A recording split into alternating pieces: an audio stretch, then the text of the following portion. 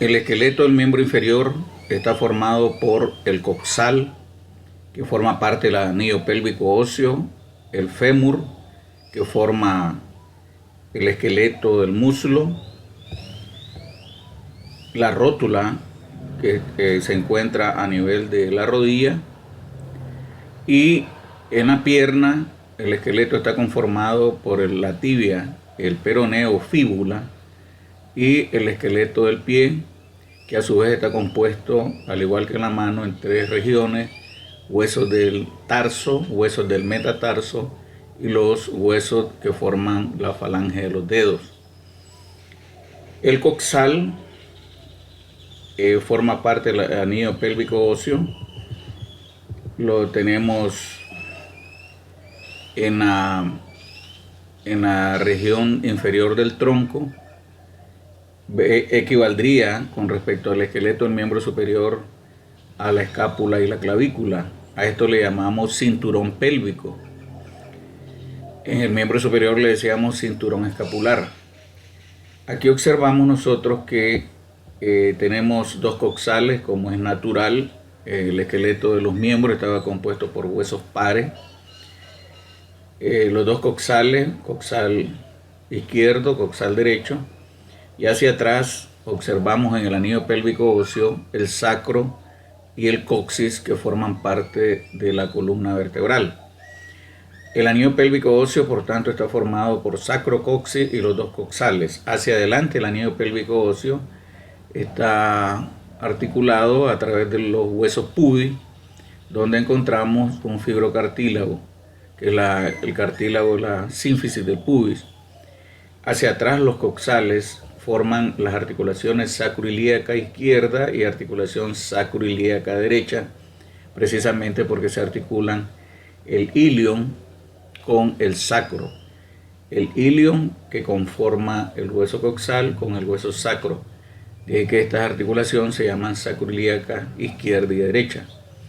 El anillo pélvico óseo sirve de protección a los órganos que se encuentran en la cavidad pélvica, como son el útero, la vagina, en el caso de la mujer las trompas uterinas, el ovario, en el hombre la próstata, los conductos, la porción terminal de los conductos deferentes, las vesículas seminales, y en ambos sexos, en la cavidad pélvica, se aloja el recto y la vejiga. También tiene importancia el anillo pélvico óseo en las mujeres en edad fértil, siendo la cavidad pélvica parte del canal del parto. El coxal está formado por la fusión de tres huesos. Hasta antes de la pubertad, al final ya del desarrollo del individuo, el coxal está formado por estos tres huesos. En amarillo tenemos el ilion, en rosado el pubis y en celeste, azul celeste, el isquion. Estos tres huesos, como observamos en esta imagen, en el fondo del acetábulo, que es la cavidad que da cabida a la cabeza del fémur en la formación de la articulación coxofemoral o articulación de la cadera. Esta cavidad acetabular está formada por la fusión del cuerpo del pubis, el cuerpo del ilion y el cuerpo del isquion. Hasta antes de la madurez, aquí existe un cartílago uniendo los cuerpos de estos tres huesos que adopta la forma de la letra Y. Una vez que alcanzamos la madurez, ese cartílago se osifica y se consolidan, se unen los tres huesos y forman el coxal en el adulto.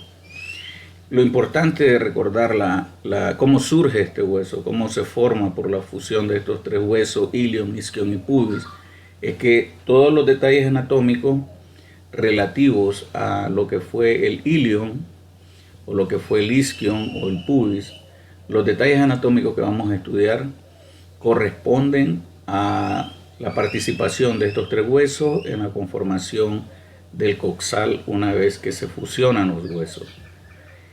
Entonces tenemos que en el caso del ilion, lo que fue el ilion antes de la fusión, tiene un cuerpo. El cuerpo forma la porción superior de la cavidad acetabular o acetábulo. Además del cuerpo, el ilion presenta una ala. Vamos a identificar en lo que corresponde al ilion en el coxal, a la cresta ilíaca, a las espinas ilíacas antero-superior, antero-inferior, espina ilíaca posterior-superior, espina ilíaca posterior-inferior. Vamos a observar en la cara lateral del ala del ilion, conocida como cara glútea, las tres líneas glúteas: línea glútea posterior, línea glútea anterior, línea glútea inferior. En la cara interna o medial del ala del ilion identificaremos la fosa ilíaca, la caries articular auricular del ilion y la tuberosidad ilíaca. Eso lo identificaremos en el coxal. Aquí tenemos, esta es la cara lateral, en amarillo tenemos el ilion. A esto es lo que se le conoce como cresta ilíaca. La cresta ilíaca, que está limitada en el extremo anterior por la espina ilíaca antero-superior, y el extremo posterior de la cresta ilíaca recibe el nombre de espina ilíaca posterior-superior. Este es el borde anterior del ala del ilion, donde encontramos a la espina ilíaca antero-inferior. Recordemos que a esta le hemos señalado como espina ilíaca antero-superior. Esta sería la espina ilíaca antero-inferior.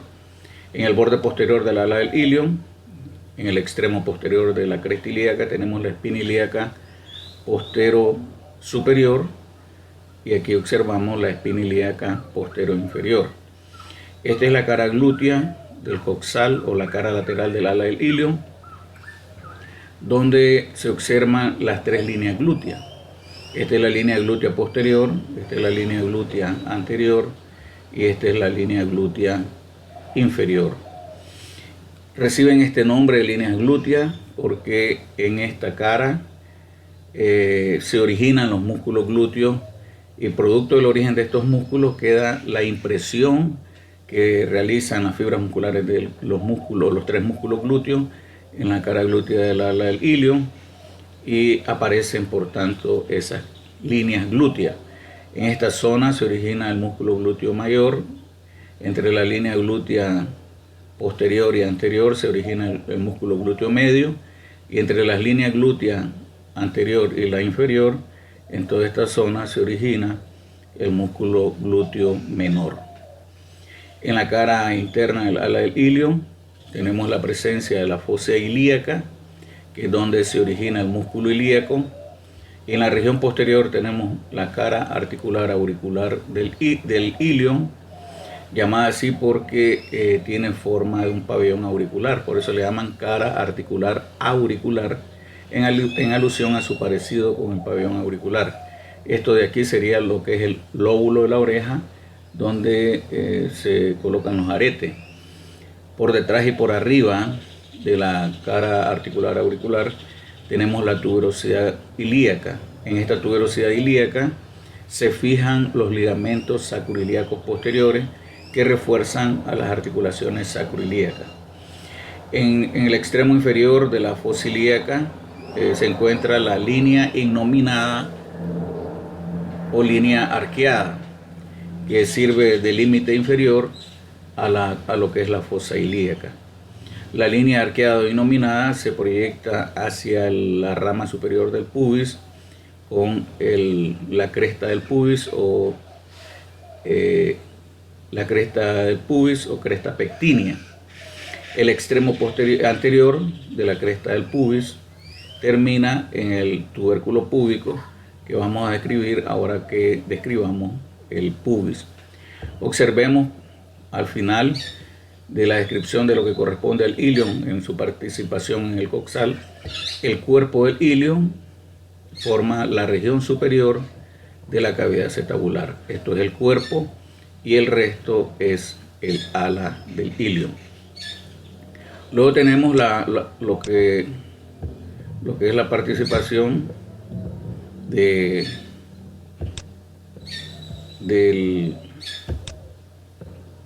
de lo que es el isquion, lo que es el isquion en el coxal. El isquion es la región posterior inferior de el coxal. Tenemos que el isquion está compuesto por un cuerpo y una rama. En la unión del cuerpo con la rama se nos forma la tuberosidad isquiática. La tuberosidad isquiática tiene el detalle que en ella se originan los músculos posteriores del muslo y sirve de punto de apoyo cuando el sujeto está sentado. Sobre los isquion descansa el peso del cuerpo en posición sentada. Observemos que el cuerpo del isquion forma la región posterior inferior de la cavidad acetabular y esta sería la rama del isquion. La rama del isquion se une con la rama inferior o descendente del pubis y una vez que se fusionan recibe el nombre de rama isquiopúbica, en alusión que está formada por la rama del isquion y la rama inferior o descendente del pubis.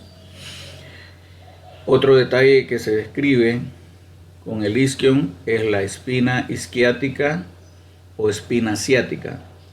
La espina isquiática o ciática sirve de límite a la escotadura ciática mayor y la escotadura ciática menor. Por arriba de la espina isquiática o ciática tenemos la escotadura ciática mayor y por debajo de la espina isquiática se encuentra la escotadura ciática menor. Esta espina ciática se usa como valor predictivo si es muy prominente. Aquí la tenemos en esta vista medial del coxal. Si esta espina ciática es muy larga y es muy prominente hacia la cavidad pélvica, el feto en el proceso de trabajo de parto se pega o se enclava sobre las espinas y se detiene el descenso del feto en el trabajo de parto y esto obliga a realizar una cesárea. Entonces, ahora en la participación de lo que se describe en el coxal de lo que es el pubis lo tenemos aquí en rosado, en esta vista medial, y aquí tenemos la vista lateral del coxal. El pubis está compuesto por un cuerpo que forma la región anteroinferior de la cavidad acetabular o acetábulo, y está compuesto además por una rama superior u horizontal y de una rama inferior o descendente. El cuerpo del pubis se ubica en la región anteroinferior del acetábulo. En la rama horizontal o rama superior del pubis tenemos los detalles de que se describe en la rama superior, en su cara superior, vale la redundancia, la cresta del pubis, llamada también cresta pectínea, porque allí se origina el músculo pectíneo. El extremo anterior de la cresta del pubis recibe el nombre de tubérculo púbico o espina del pubis. En la vista medial, como estamos observando aquí, en la superficie inferior de la rama superior del pubis, se encuentra el agujero obturador. La importancia de este agujero obturador es que a través de él discurre la arteria obturatriz, el nervio obturador y las venas obturatrices. Recibe ese nombre de surco obturador por su relación con este agujero, que ya lo vamos a describir, que es el agujero obturador del coxal. De la rama inferior del pubis tenemos el detalle que es una rama descendente y se articula, se fusiona con la rama del isquion y forman la rama isquiopúbica del coxal. En cuanto al acetábulo, tenemos que es una cavidad cóncava.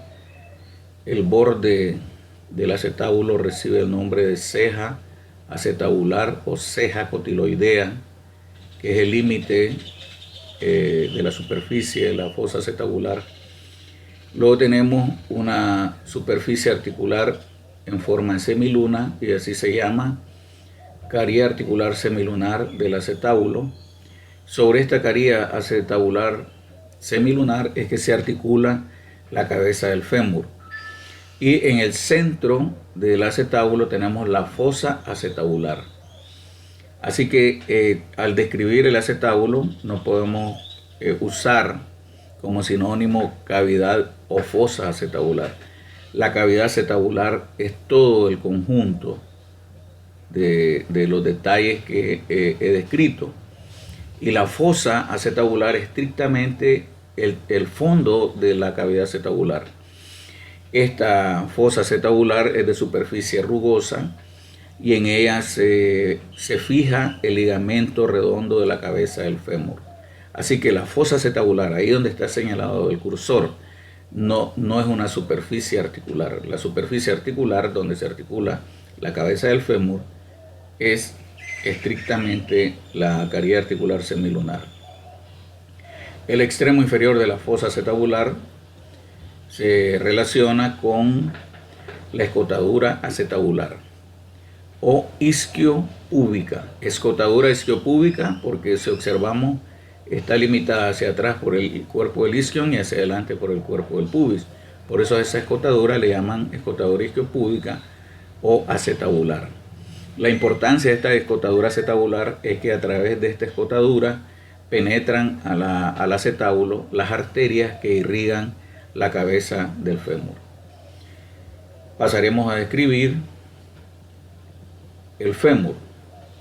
El fémur es un hueso largo. Es un hueso largo. Como hueso largo tenemos que describir una diáfisis y dos extremos. Es un hueso par, por supuesto, igual que el coxal. Todos estos huesos de los miembros son pares. En el extremo superior tenemos que recordar que forma la articulación de la cadera al articularse la cabeza del fémur con la cavidad acetabular del coxal, formando la articulación de la cadera o coxofemoral por los huesos que se articulan. A través de su extremo inferior, la relación articular del fémur es con la rótula en la cara anterior del extremo inferior y con los cóndilos de la tibia. Entonces quedamos claros que la articulación de la rodilla está formada por el extremo inferior del fémur, la rótula, que es el hueso sesamoideo más grande del esqueleto, y el extremo superior de la tibia.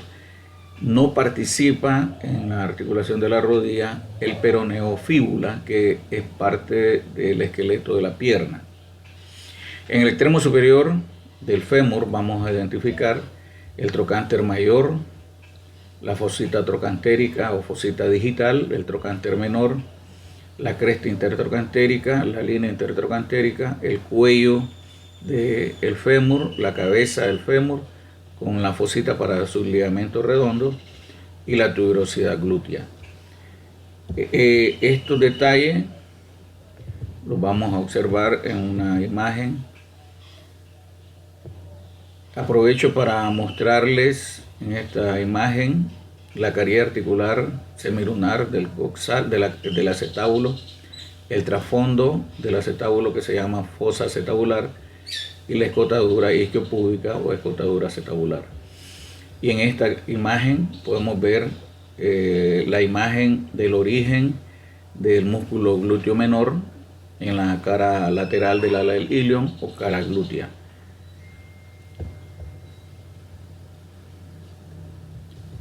Los detalles del fémur: en su extremo superior tenemos la cabeza, inmediatamente por debajo de la cabeza tenemos el cuello, todo esto es el cuello, el trocánter mayor, el trocánter menor, que se observa mejor en la vista posterior del fémur, trocánter mayor, trocánter menor. En la cara posterior del extremo superior tenemos la cresta intertrocantérica y en el centro de la cresta intertrocantérica el tubérculo cuadrado, ahí exactamente donde se ha colocado el cursor. El tubérculo cuadrado recibe este nombre porque en la cresta intertrocantérica se inserta el músculo cuadrado femoral. En la cara medial el trocánter mayor tenemos la fosita trocantérica o fosita digital del trocánter mayor. En la cabeza del fémur tenemos la fosita para el ligamento redondo de la cabeza del fémur. Y en la vista anterior, iniciándose en el trocánter mayor, vemos la línea intertrocantérica que se continúa con la línea espiral o línea pectínea del fémur. Entonces tenemos que quedar claro que la cresta intertrocantérica se observa en la cara posterior del extremo superior y une los dos trocánteres, une el trocánter mayor con el trocánter menor. La línea intertrocantérica se inicia en el trocánter mayor, pero en ningún momento hace contacto con el trocánter menor, sino que se continúa hacia el cuerpo del fémur con el nombre de línea espiral o línea pectínea. Esa es la descripción de el extremo superior del fémur, y recordar que la cabeza del fémur se articula con la cabeza tabular del coxal. El fémur, tenemos el detalle también que es el hueso más largo de todo el esqueleto. En la diáfisis del fémur tenemos la cara anterior, que sería esta.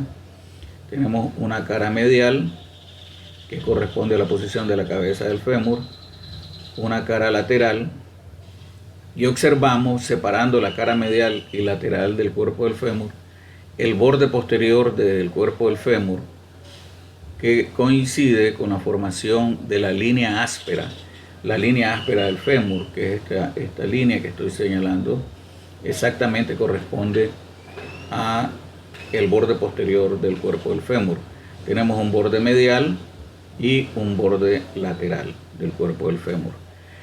En el extremo superior también observamos, formando parte de la epífisis superior o proximal, la tuberosidad glútea, llamada así porque ahí se inserta el músculo glúteo mayor. En el extremo inferior del fémur tenemos en la cara anterior la cara patelar o rotuliana, ahí se articula la rótula o patela.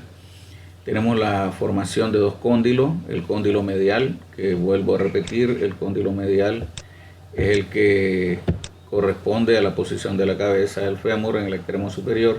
Este es el cóndilo medial, este es el cóndilo lateral. En la vista posterior tenemos el cóndilo lateral, cóndilo medial. Esta es la superficie articular de los cóndilos, que se articulan con los cóndilos de la tibia. La cara patelar precisamente está formada por los dos cóndilos, cóndilo medial y cóndilo lateral. Tenemos el epicóndilo medial y el epicóndilo lateral. Además de eso, relacionado con el cóndilo medial, tenemos esa pequeña elevación que recibe el nombre de tubérculo del tercer aductor, dado que ahí se inserta el músculo tercer aductor, conocido también como aductor mayor. En la vista posterior, separando las superficies articulares de los cóndilos, tenemos la fosa intercondilar, y por arriba de la fosa tenemos la cresta intercondilar o línea intercondilar. La línea intercondilar separa la fosa intercondilar de la cara poplitea del fémur. La cara poplitea del fémur se define como una formación en el extremo inferior del cuerpo, limitada por los dos labios, el labio medial de la línea áspera y el labio lateral de la línea áspera. Si ustedes observan la línea áspera en este punto, se separan sus dos labios, el labio medial y el labio lateral de la línea áspera, y estos sirven de límite a la cara poplitea del fémur. Esta cara poplitea del fémur representa el piso de la fosa poplitea, que es una superficie, una hondonada, una superficie que se forma al flexionar la rodilla por detrás y por arriba de la articulación de la rodilla. Esta sería la descripción del fémur. Tendríamos que señalar aquí que se observa con mejor detalle la fosa poplitea, la fosa intercondilar, la cresta o línea intercondilar, y por arriba de esta línea o cresta la cara poplitea del fémur. Aquí tenemos la rótula. Es un hueso triangular con su base dirigida hacia arriba. Tiene dos bordes, un borde medial y un borde lateral y un vértice. El vértice está dirigido hacia abajo. También se describe una cara anterior rugosa porque está cubierta esta cara por el tendón de inserción del músculo cuádriceps, llamado también tendón rotuliano. En la cara posterior, la rótula es lisa y tiene las superficies articulares, dos superficies articulares separadas por una cresta, que es la superficie articular que se articula con la cara patelar del fémur. Recordar que por el hecho de que este hueso llamado rótula o patela está envuelto por el tendón de inserción del cuádriceps, es considerado el hueso sesamoideo más grande del cuerpo, clasificado como hueso corto. En cuanto al esqueleto de la pierna, en la pierna tenemos la participación de la tibia, el peroné, y luego describiremos el esqueleto del pie. Aquí tenemos una vista superior de lo que vamos a describir en la tibia. Se observan los meniscos sobre los cóndilos tibiales. Se observan los ligamentos cruzados, el ligamento cruzado anterior y el ligamento cruzado posterior. Estos ligamentos cruzados anterior y posterior y los meniscos sufren lesiones en los atletas, sobre todo en los jugadores de fútbol balompié y fútbol americano, que son deportes un tanto rudos.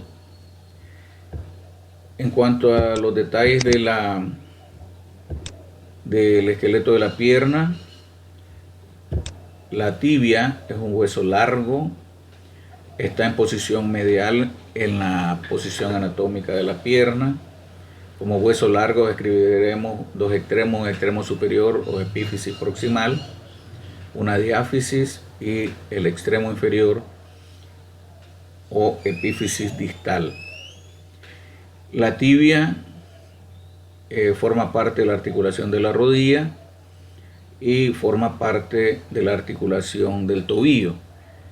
Y al articularse con el peroné, forma también dos articulaciones, tibio-peronea proximal o superior y articulación tibio-peronea inferior o distal. Además, la presencia de la membrana interósea uniendo los cuerpos de la tibia y el peroneo fíbula forman la sindesmosis tibio-peronea. Esas son las relaciones articulares de la tibia. En el extremo superior de la tibia vamos a identificar los cóndilos, el cóndilo medial, el cóndilo lateral, las superficies articulares condilares, medial y lateral, el área intercondilar anterior, área intercondilar posterior, la eminencia intercondilar, que como podemos ver en esta imagen, la eminencia intercondilar no es nada más que la suma de la presencia del tubérculo intercondilar lateral y el tubérculo intercondilar medial. La eminencia está formada, por tanto, por estos dos tubérculos intercondilares. Identificaremos la tuberosidad tibial y la carie articular para el peroné o fíbula. Como hemos dicho que la tibia ocupa la posición medial en la pierna, debemos de esperar que nos digan que el peroné está en posición lateral. Y debemos de buscar, por tanto, en el cóndilo lateral de la tibia la carie articular para el peroné o fíbula, dado que el peroné es lateral. Entonces vamos a identificar estos detalles en una imagen del extremo superior de la tibia. Aquí tenemos la imagen del esqueleto del miembro inferior. Efectivamente vemos que el peroné, a través de su extremo superior, se articula con el cóndilo lateral de la tibia. Este es el cóndilo medial. Aquí vemos en la superficie superior del extremo superior la eminencia condilar, que es la suma del tubérculo intercondilar medial, tubérculo intercondilar lateral. En la cara anterior del extremo superior tenemos la tuberosidad tibial, que el valor que tiene la tuberosidad tibial es que sirve de inserción a el tendón de inserción del músculo cuádriceps o tendón rotuliano. Esta es una vista superior donde vemos las caries articulares, la carie articular condilar lateral y la carie articular condilar medial, el área intercondilar anterior, área intercondilar posterior. Exactamente en estas superficies coloreadas en rosado, ahí se fijan los ligamentos cruzados anterior y posterior. Vemos aquí el tubérculo intercondilar medial, el tubérculo intercondilar lateral, y la suma de esos dos tubérculos recibe el nombre de eminencia intercondilar. Y observamos en el cóndilo lateral de la tibia la superficie articular donde se articula la cabeza del peroné o fíbula. En la diáfisis, aprovecho esta vista posterior. En la diáfisis es en la cara posterior de la tibia donde se observan dos detalles anatómicos. Esta es la línea oblicua de la tibia o línea del sóleo, llamada línea del sóleo porque en esta línea oblicua se origina el músculo sóleo. Y observamos también el agujero nutricio de la tibia. El detalle del agujero nutricio de la tibia, que lo estamos observando ahí, es que en la tibia encontramos el agujero nutricio de mayor calibre de todo el esqueleto. Recordemos que el concepto de agujero nutricio son agujeros que permiten la entrada de las arterias y que nutren al hueso. En la diáfisis de la tibia, además de esta cara posterior, existe una cara medial y una cara lateral. La cara medial de la tibia, sería esta la cara medial, la que corresponde al cóndilo medial. La cara medial de la tibia es subcutánea. Eso significa que aquí no tienen origen los músculos de la pierna, está cubierta por piel. Ese es el concepto de subcutáneo. Los bordes son borde anterior, borde medial y borde lateral. El borde lateral sirve de límite al espacio interóseo que existe en la pierna entre el peroné y la tibia. El borde lateral recibe también el nombre de borde interóseo, en vista que sirve de límite al espacio interóseo, y en este borde también se fija la membrana interósea, la sindesmosis tibioperonea.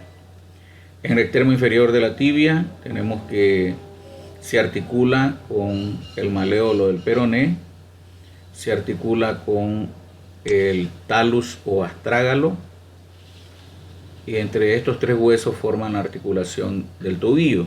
Los tres huesos que forman la articulación del tobillo son tibia, peroné y el talus o astrágalo, que es un hueso del tarso. En el extremo inferior de la tibia tenemos como detalle anatómico el maléolo tibial. El maléolo tibial, tenemos que reconocer este maléolo. Este es el maléolo tibial. La cara articular tarsiana, que está en la superficie inferior del extremo inferior, que se articula con el cuerpo del talus o astrágalo. Y en la vista posterior del extremo inferior tenemos la presencia del surco maleolar, que está en la cara posterior del maléolo tibial. Este surco maleolar se relaciona con el paso de los tendones de inserción del músculo tibial posterior y flexor largo de los dedos del pie. Más lateralmente podemos ver otro surco, que es el surco para el tendón de inserción del músculo flexor largo del dedo gordo. En cuanto al peroné, el peroné es un hueso largo. Tenemos que describir dos extremos. En el extremo superior, más abultado que el extremo inferior. El extremo inferior es aplanado en sentido transverso. El extremo superior recibe el nombre de cabeza. La parte más elevada de la cabeza es aguda y recibe el nombre de ápice o vértice del peroneo fíbula. Encontraremos la caría articular de la cabeza del peroné, que se articula con la caría articular del cóndilo lateral de la tibia, formando la articulación tibio-peronea proximal.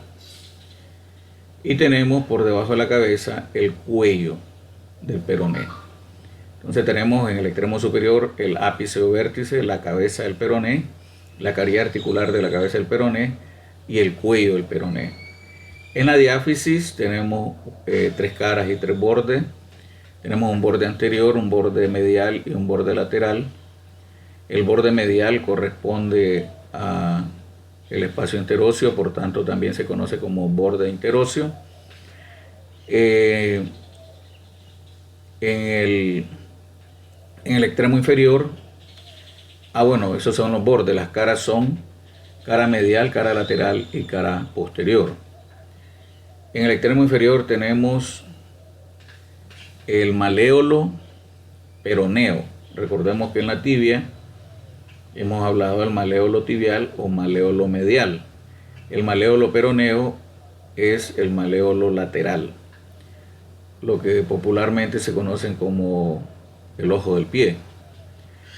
En la región posterior del maléolo tenemos la fosita maleolar, y en la superficie medial del maléolo tenemos la caría articular maleolar.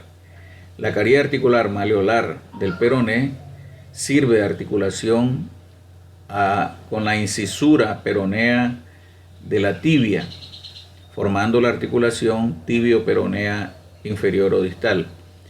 Además, la cara articular maleolar, sobre todo en esta zona de aquí, sirve de articulación con el cuerpo del talus. Debemos de entender que el maléolo peroneo tiene una cara articular que se articula con la tibia y con el cuerpo del talus en su participación de la formación de la articulación del tobillo. Había omitido en el extremo inferior de la tibia la incisura peronea, que es donde se articula el maléolo peroneo.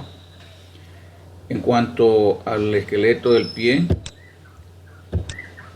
el esqueleto del pie está organizado en huesos del tarso, que están en la región posterior del pie, huesos del metatarso y la falange de los dedos. Los huesos del tarso, al igual que los huesos del carpo en la mano, son considerados huesos cortos. Luego los huesos del metatarso y la falange son considerados huesos largos. La organización de los huesos del pie, del tarso específicamente, están organizados en 2 filas. Una fila posterior compuesta por el talus o astrágalo y el calcáneo, y una fila anterior compuesta por 5 huesos, que son el escafoide, que está en el arco medial del pie, el cuboides y las 3 cuñas. Las 3 cuñas reciben el nombre de cuña medial, la que corresponde al primer metatarsiano, cuña intermedia, la que se articula con la base del segundo metatarsiano, y cuña lateral, la que se articula con la base del tercer metatarsiano. Podemos observar que el cuboide se articula con la base del cuarto y el quinto metatarsiano. La relación articular del talus por medio del cuerpo se articula con el extremo inferior de la tibia y el extremo inferior del peroné.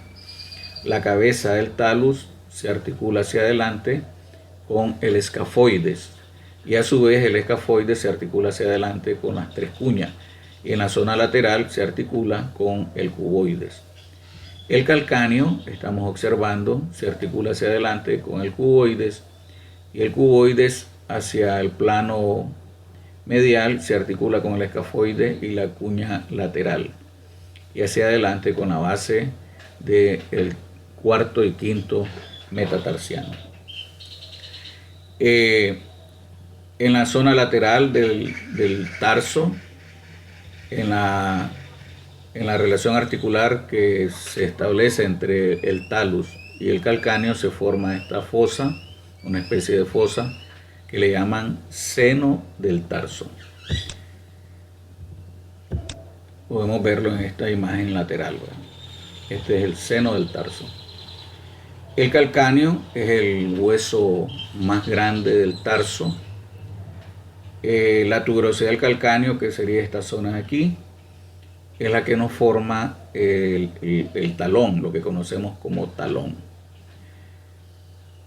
En la cara plantar del cuboides tenemos el surco del cuboides. Esta es la cara plantar, o sea, lo que está dirigido hacia la planta del pie. A través de ese surco discurre el tendón del músculo peroneo lateral largo. En cuanto a los metatarsianos, tenemos que son 4 huesos largos. Se enumeran a partir del dedo gordo: primer metatarsiano, segundo, tercero, cuarto y quinto metatarsiano. En la base del quinto metatarsiano tenemos la tuberosidad o proceso estiloideo del quinto metatarsiano. En la articulación, bueno, el extremo proximal de los metatarsianos recibe el nombre de base, y el extremo distal, que se articula con las primeras falanges o falanges proximales, recibe el nombre de cabeza. En la articulación de la cabeza del primer metatarsiano con la primera falange del dedo gordo, tenemos la presencia de 2 huesos sesamoideos, el hueso sesamoideo lateral y el hueso sesamoideo medial, donde se fijan músculos del dedo gordo de la planta del pie.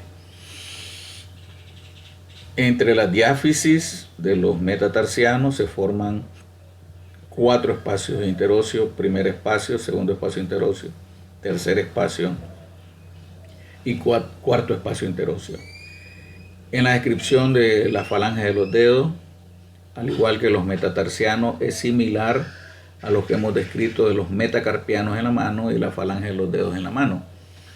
El dedo gordo tiene 2 falanges, falange proximal, falange distal.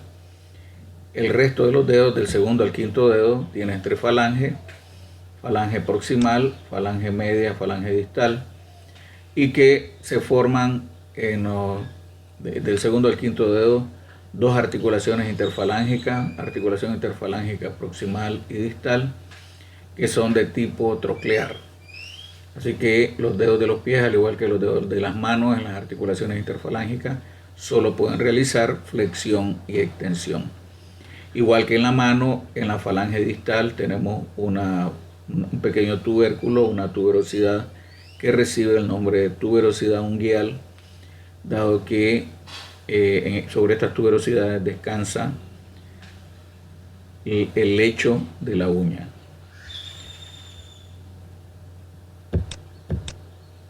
Aquí vemos una radiografía donde se observa el seno del tarso. Todo esto que estamos observando aquí es el calcáneo. Ahí se está articulando con el cuboide. Este es el cuerpo del talus articulándose con la tibia y el peroné, que se ve ahí al fondo. Y cómo la cabeza del talus se articula con el escafoide. Aquí vemos la base del quinto metatarsiano. La tuberosidad de la base del quinto metatarsiano o proceso estiloideo del quinto metatarsiano. Vemos aquí la tuberosidad del calcáneo formando el esqueleto del talón. En esta vista quedamos claro cómo se articula el maleolo peroneo con la incisura maleolar de la tibia, del extremo inferior de la tibia, y la articulación del maleolo peroneo con la superficie lateral del cuerpo del talus. Igual vemos la cara inferior del extremo inferior de la tibia articulándose con el cuerpo del talus, y el maléolo tibial articulándose con la superficie medial del cuerpo del talus. Así se observa, como podemos ver, la articulación del tobillo en una radiografía.